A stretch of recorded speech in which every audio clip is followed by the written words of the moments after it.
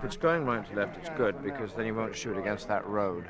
The Endor stuff, the stuff in the forest, the planet-based sort of stuff, was shot in Northern California in the redwoods.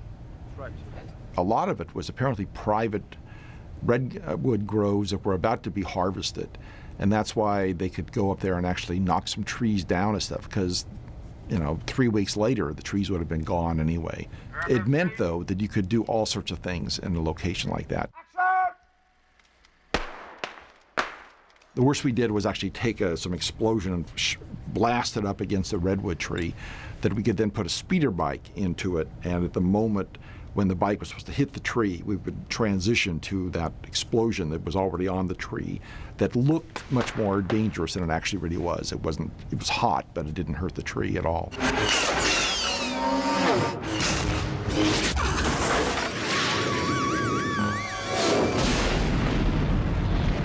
So Joe Johnston and I got together and we designed a sequence for it that wasn't quite what George wanted. I mean, what did we know? So he redesigned something that was much more dramatic and filmic.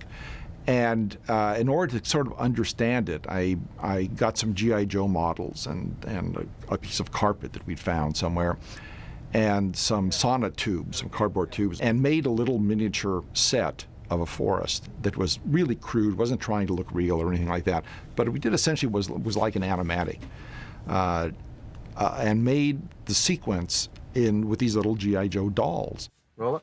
And that was a really fun sequence to shoot. It started out with Leia and Luke getting on the same bike. Both of them are chasing these two guys on separate bikes. And it ended with both speeder bike guys, I believe, being killed, and Leia's flown off, and Luke is left wondering where Leia is. And that way, I could sort of design what shots look like, which we did for 100 shots that we had in like about the 3-minute sequence. And then I could disassemble that footage and see how many we had looking forward, how many we had looking backwards, and how many shots looking this way, that way, to start to understand how to make it work. How do you actually shoot this? And I didn't want to do it with miniatures because that would have been the easiest. But I wanted to really get out there and have this thing look real. And we had the redwood forest nearby. So the trick, once I had that all figured out, was how do we move the camera through a redwood forest at 100 miles an hour. So I got the idea of using a Steadicam, which had just been invented a few years earlier, which is a camera stabilizing rig. And actually got Garrett Brown, who invented it, who flew out from the East Coast, and we did a test locally here at Samuel Taylor Park, and the thing actually worked. We put a camera on the Steadicam rig, and he walked through at a slow, steady pace, and we shot 1 frame of film every second. So for each step was a 24th of a second, and we got the equivalent of just over 100 miles an hour that way when you played the film back at 24 frames a second. And that meant that I could figure out how to do the whole sequence. So we did the front views that way. Running the film backwards gave us the rear views, same footage, running the other direction. We could mirror image the film, and it looked like a whole different shot. So for one walkthrough, we had essentially 4 angles. And we did a number of walkthroughs, so we had all sorts of combinations. Side shots we did from moving cars and trucks, which were pretty easy to do, and those were shot in no time. And there were some other shots that were more elaborate, that we had to have more width that we could actually find in a forest. And we found a road, but to cover up the roadway, we just covered it up with dirt and all sorts of stuff so you wouldn't see it, and that's in a few shots. So with those 3 combinations, Steadicam, side view, or going along a road, and a front and rear view on a narrow road that we covered over with dirt and stuff, that gave all the backgrounds we needed. And then it was a matter of cutting them back together again in the order that the animatic had said they need to be. And then it was a matter of going through with the actors and shooting all the right angles against blue screen, and we could put them in, and it would look like when you reassembled it, it all was a dramatic sequence from beginning to end that lasted 3 minutes and 100 shots. So that was pretty neat.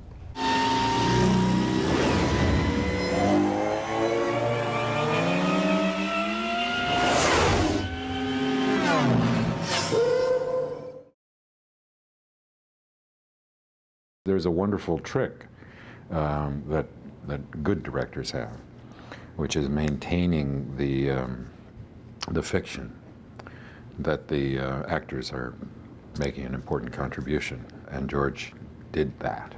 And it's mostly about having a very clear idea of what it is that he wants. I'm not sure George ever gets what he wants, but he gets close enough so that when he gets in the editing room, he can pull together something that may well more closely resemble his ambition. It is amazing what you can do when you have a vision, when you have an ambition, and when you can bend other people's will to your desire. And despite the enormous difficulties of the production of Star Wars, the thing that kept it focused and directed towards the ambitions was George's vision and his passion for the idea. I mean, I always thought, you know, the character Luke Skywalker was George. George growing up. George facing conflict and the need to prove himself. And he did, powerfully. And so you'd see the character of Luke Skywalker change from one film to the next and develop in much the same way George was developing.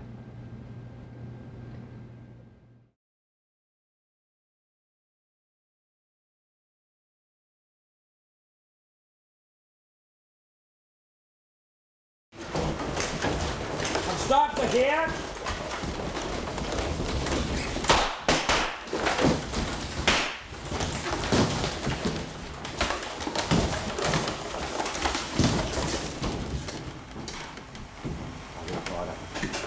And go. Come on, let's go. Do it.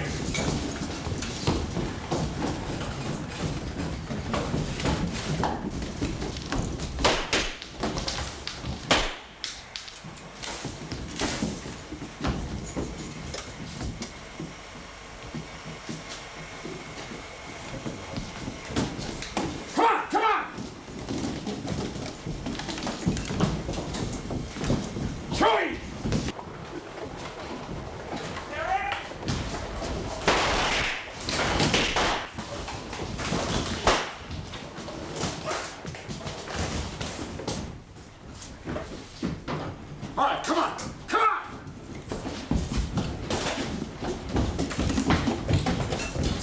No, Chewie!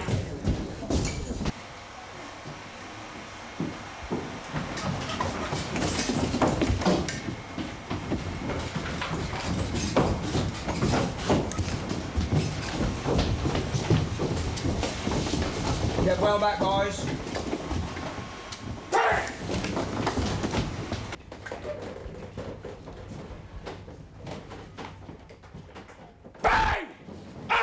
Up, you twits! Move! Move! Come on, move! Chewie?